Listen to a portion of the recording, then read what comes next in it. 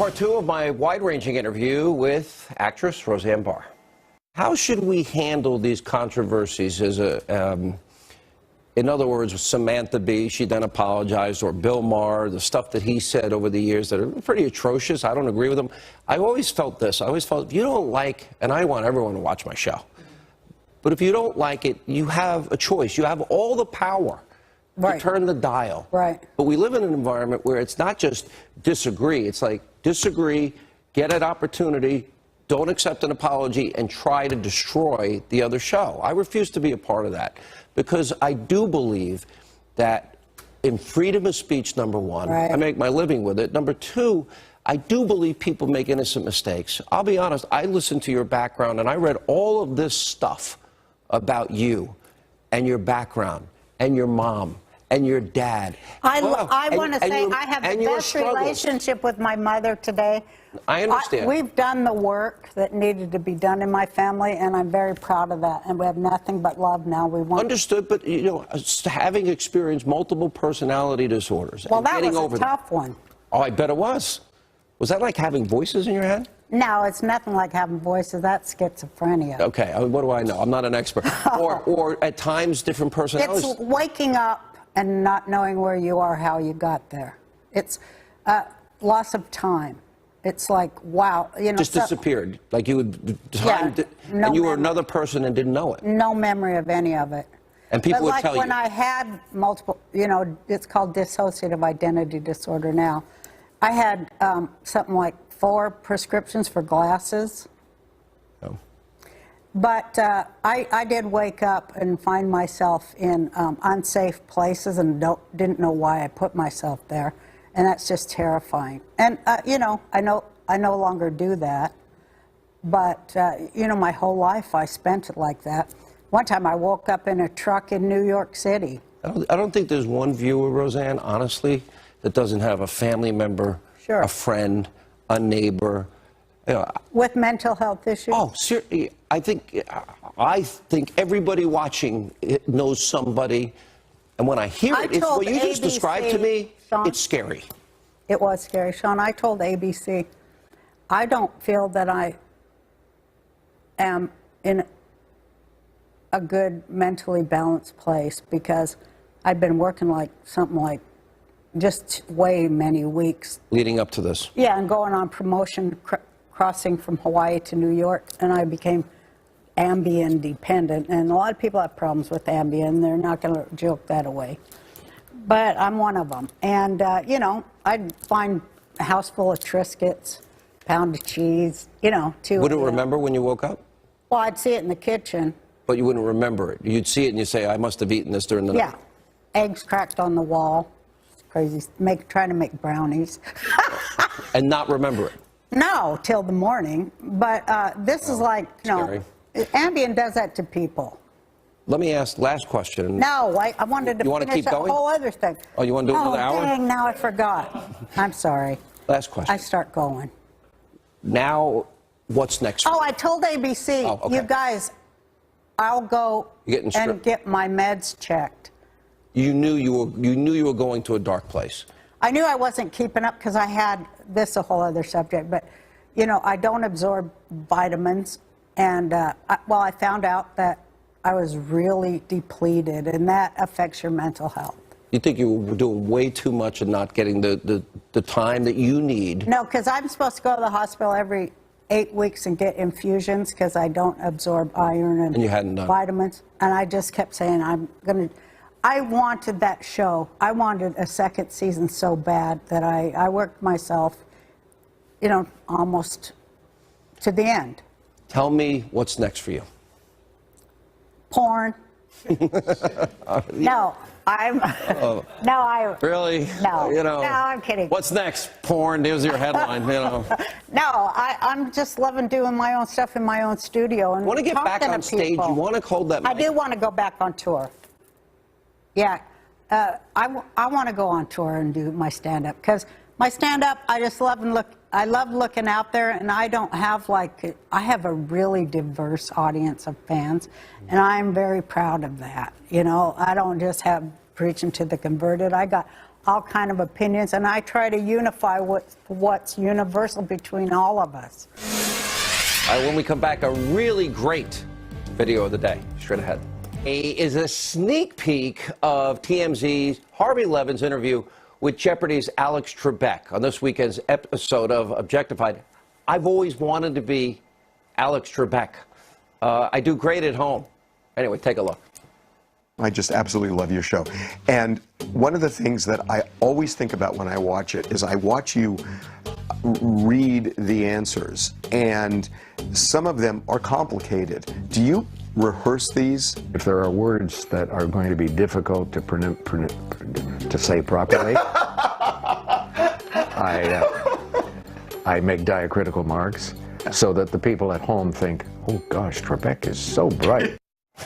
All right, Harvey and Alex on Objectified. It's a great show if you haven't seen it yet. 8 p.m. Eastern, right here on the Fox News Channel. This show will always be fair and balanced. We are not the Destroy Trump media. Thank you so much for being with us. Have a great summer weekend. A lot to get to Monday when we get back here. We'll see you then.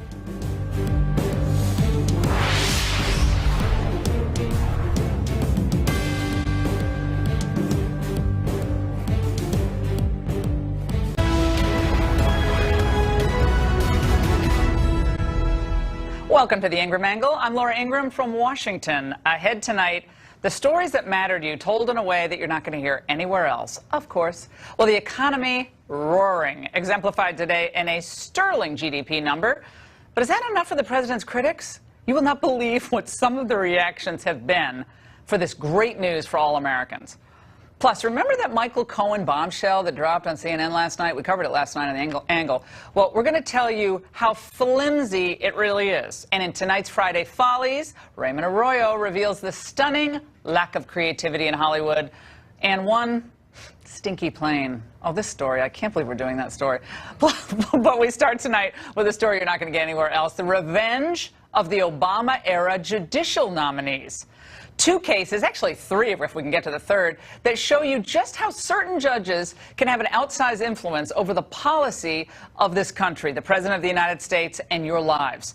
First, a federal district court judge on Thursday denied a Trump administration request to dismiss a lawsuit challenging its decision to add a citizenship question to the 2020 census.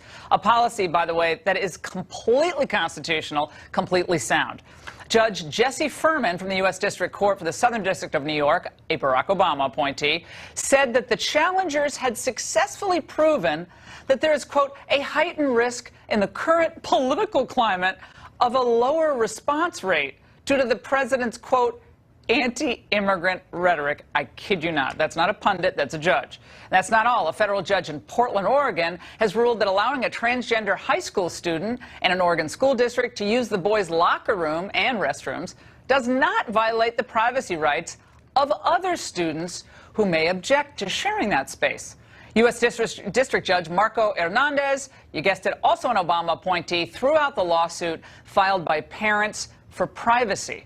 They wanted this group called Parents for Privacy in Dallas, and saying the ruling, if the parents are upset, well, they can, quote, just remove their children from Dallas High School if they disapprove of the transgender student access to these facilities. Oh, thanks. Well, to discuss this trend of the politicized judiciary totally run amok, let's bring in 2 top attorneys. Harmeet Dillon is a civil rights attorney and an RNC committee woman from California, and Scott Bolden, chair of the National Bar Association Political Action Committee. I'm lonely in here without either of you, but I'm going to have to make do.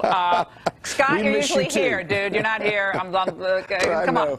All right, let's start with you, Harmeet, on this citizen question on the census.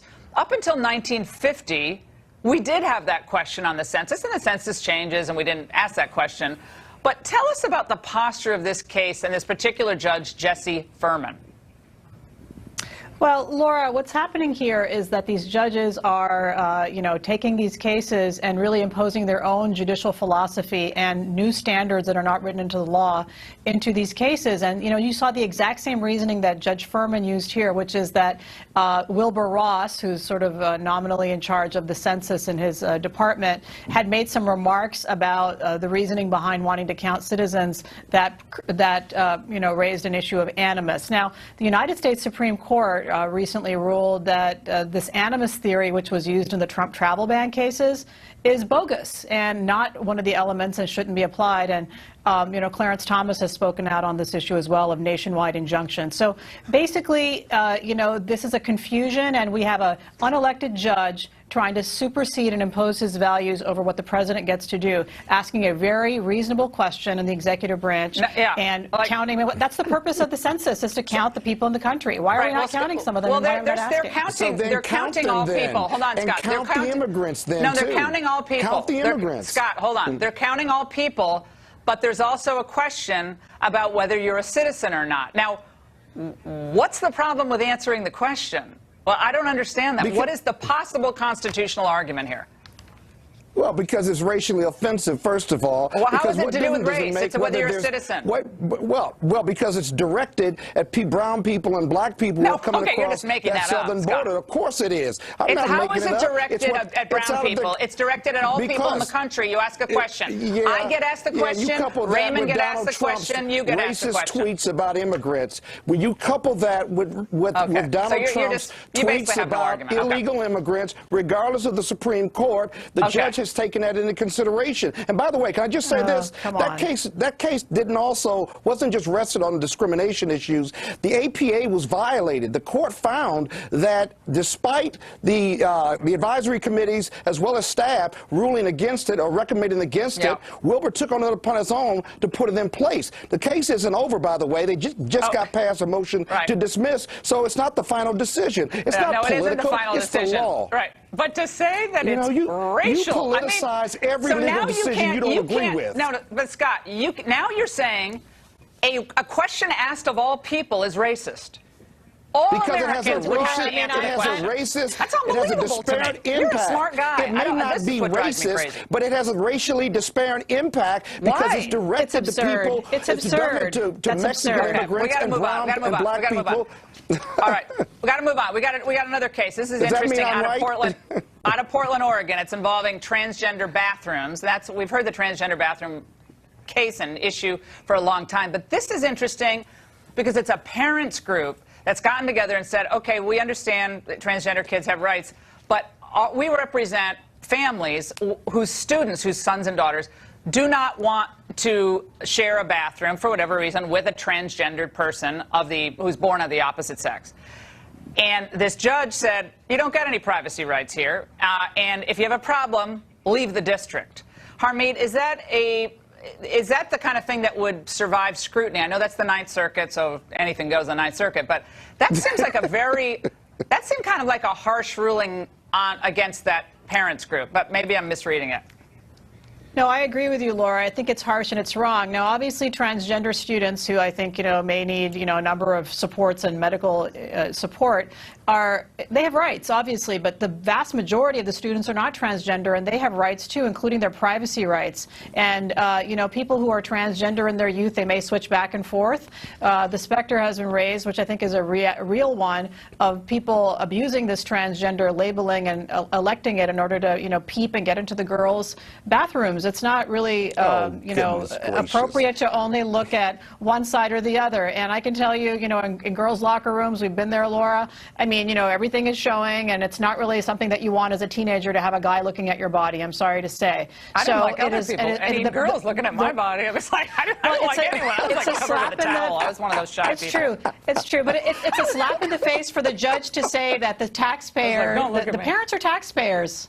The parents are taxpayers, and they have a right to have their kids educated fairly and without this type of invasion of privacy. Yeah, we're almost out of time. The parents have any rights here, or just the transgender kids? Not compared to the protected class that the transgendered student rests in. And look at it this way. The judge is just following the law. There's no politics here. Every federal judge that's looked at this case and looked at other similar cases around the country, you check the record. They have sided with the transgender student because they cannot be discriminated against simply because they identify with being a woman or identify with being a guy. It's not anatomy that counts, and they're in a protected class. And so this decision is based on the law, not politics. You may not like it, but you got to live with it. Harmeet, last word. I mean, anatomy obviously does count, and it is relevant, and the other students have privacy rights too. There needs to be a balance, not just one-sided. There has to be some balance. The judge says that was conjecture. Yeah. pure Well, I think- conjecture I that you're have a going to be question. naked and you're going to have Maybe peeping the judge Toms. doesn't. Stop Maybe it. the Come judge on. is not living in But reality. Scott- Give me a break. But Scott, you know, I know these fraternity brothers I where I think went there's to college. somebody else When I not went- living in reality Scott, on this when I panel. went to college, these fraternity brothers are like pranksters. You could see a situation, let's say, okay, I identify as this today, and then tomorrow this. You know, I mean, these people playing jokes all the time too, so that's a It's a serious real matter. issue. But then there are a real pranksters issue. out there who will take I don't advantage think of you it. and your guests. I don't think you and your guests take it seriously. The plight of these young people who identify with a different agenda. Oh, come it's on. serious. They're in a protected class. Yeah, Scott, They're I have serious. friends who are Yeah, fine, yeah. transgender, I mean, so I I resent got that. to tell you. Read the that's research of real. Dr. Paul McHugh That's if you want to know real. what serious is. All right, we're out of time. I By read the way, I want to say to opinions- Harmeet. I read the opinions of both of these cases, and the Yeah. opinions are Read Dr. accurate Paul and based on McHugh. He's law. a medical doctor, studied it for decades. Harmeet, I want to congratulate you on the Ninth Circuit ruling that your case, your civil rights case against those people who beat up those Trump supporters, you've represented them, and you've done it pretty much pro bono the whole way. The Ninth Circuit said your case can go forward. We're going to be watching that very closely. You had a great argument. Congratulations on that. And thanks to both of you for being Thank here you. tonight. And No, another thank you. bombshell, by the way, Congratulations also. that was really nothing. CNN's reporting last night surrounding Trump's reported foreknowledge of the 2016 Trump Tower meeting rests on the shoulders of one man, Michael Cohen. Well, you may remember what the media thought of him, right? It's a group of scumbags like Michael Cohen sitting around in cahoots with each other. Michael Cohen, the goon that he is, if he's serious about becoming president, he's got to get rid of the goons. Michael Cohen does him absolutely no favors. This guy is a thug with a law degree and a billionaire boss. He shouldn't be a lawyer. That's not the way you communicate. You don't go to law school to act like a thug. So, a thug, then you don't really take what a thug says to heart, right? Well, the media would have some questions about his reliability, his credibility. No, because what he says now is got to be right. If he is willing to talk to Robert Mueller, which sources say that he is that a game changer? Michael Cohen talking to Robert Mueller, isn't he a gold mine? This is collusion. This is an attempt, this is a fraud on the American people. If this is true, this is collusion. They are colluding with a secret Kremlin plot. I mean, this is it. This is the ball game right here. Wile E. Coyote almost has the Roadrunner, Acme TNT. They're going to... Oh, my goodness. We have a lot to get to. With two of my favorite people, could this really be enough to get the president this time? Here to react, investigative reporter Sarah Carter and the Federalist Molly Hemingway, both are Fox News contributors. Molly. Yeah, it is interesting. People on this story, day after day, month after month, year after year, think they've finally found the thing that is going to bring Donald Trump down. And the idea that Michael Cohen is the linchpin to the entire case and that everything's going to crumble is fascinating that people would cling to that. Probably if he was so important to this, Bob Mueller would not have spun him off. You know, his case was spun off to a different venue. If he really were that important, I don't think we would see Bob Mueller letting him go. And Sarah, this is what Jeff Toobin said when he was pressed about whether or not this is important. This is what I do in the mornings. I watch for these sound bites. This is my life. We have to watch this in your reaction. Is Michael Cohen telling the truth about this? But if he is, then what is President Trump guilty of? The question is, did the Trump campaign aid and abet and assist the Russians? And abet. We edited something, but aid and abet. They said, well, Mueller has charged. He actually said Mueller has charged a conspiracy. He actually used those words, but it's like, because he doesn't even know, figure it out. Yeah, they don't even know what to say. God bless Laura. Jeff Toobin. I like him, but come on, he should have just said, "Can I buy a vowel?" I have no idea why this is important. Well, they don't even know what to say, and I was doing the same thing today. I thought, what is CNN talking about? I mean, there's so much news all across the globe, and all CNN could do was talk about Cohen. Over and over and over again. They were pounding this. Cohen's got to be right. Now he has information that, maybe President Trump, but they called him Donald. They refused to call him President Trump. Do you notice that? Yeah. They disrespect even the fact that he's the president. They say Donald must have known about this meeting with Natalia Veselnitskaya and Don Jr. and these Russians, and they were trying to get information from the Russians. Well, it's something Molly and I talk about frequently. We were talking about it just before we came in to see you. Look, if Donald Trump Jr. went to that meeting, and even if they were going to offer him something, why don't we just go back to Hillary Clinton and the DNC actually paying for a dossier. a foreign spy from Great Britain to collect information from the Russians to spread disinformation. I think this is a really important point. If you truly think that there is something very nefarious about collecting information, I mean, the whole point here is that if Trump knew, then we're going to bring him down because he's colluding with Russians. If you believe that, then you should have a really serious problem with Hillary Clinton and the DNC secretly buying and paying for an operation where you hire a foreign spy, and then he, according to his own claims, sourced that to the Kremlin. He says he got his information from Kremlin operatives. So if you think this is a really horrible thing, you should probably be more concerned about that dossier. And this week we learned that that dossier wasn't just used by the Clinton campaign. That's right. It was actually weaponized by the federal government and used to spy on an American citizen. Part of a large campaign of surveillance. Remember when against the civil Trump libertarians and a lot of these people on the media used to care about Big Brother's spying on us, Big Brother's looking. Now suddenly anything goes. If an intel agent or an intel agency says something, it's sacrosanct. It can never be questioned. Sacrosanct to the point, Laura, that they omitted information in the FISA that showed that even Christopher Steele himself, one, was biased, because we know Bruce Orr's testimony proves that, and he worked for the Department of Justice and was demoted twice, and his wife worked for Nellie Orr, worked for Fusion GPS, and not only that, Christopher Steele himself couldn't even verify the information he was collecting from the Russians. But okay, we're going to believe it. We're going to open a FISA warrant investigation on Carter Page. We're going to spy on President Trump, and then we're going to drag the entire administration for more than a year and a half into this mess with Robert Mueller. This is Cohen from 2017. He said in a tweet, "I'm so proud of Donald Trump Jr. for being open, honest, and transparent to the American people. This sort of more mainstream press." Does any serious reporting on this, serious reporting on Mueller, on what's taking so long, on why this attorney-client privilege material is dripping out, Lanny Davis's past associations, the countries and the foreign entities that he's represented over the years? Tony Podesta.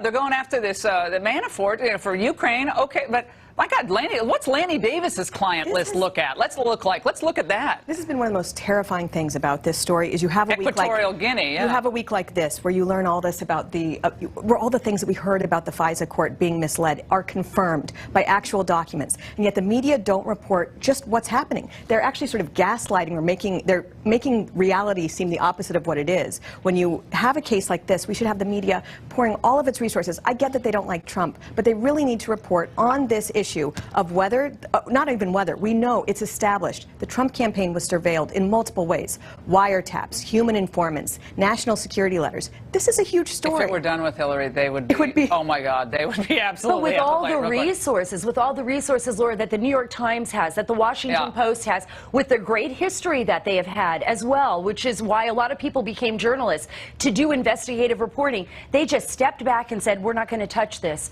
We're going to let our narrative roll because we came up with a narrative. The Amazon That's Post, right. guys, the Amazon Post is dedicated to one thing: getting Trump out of office. They want to recreate their old glory days of, the big anniversary of starting the impeachment. That's today. right. It's about impeachment. It's getting him out of office. They want a Pulitzer Prize for that reporting. They're not going to report on the other stuff. It's great to have you both in studio. Thanks so much for being here.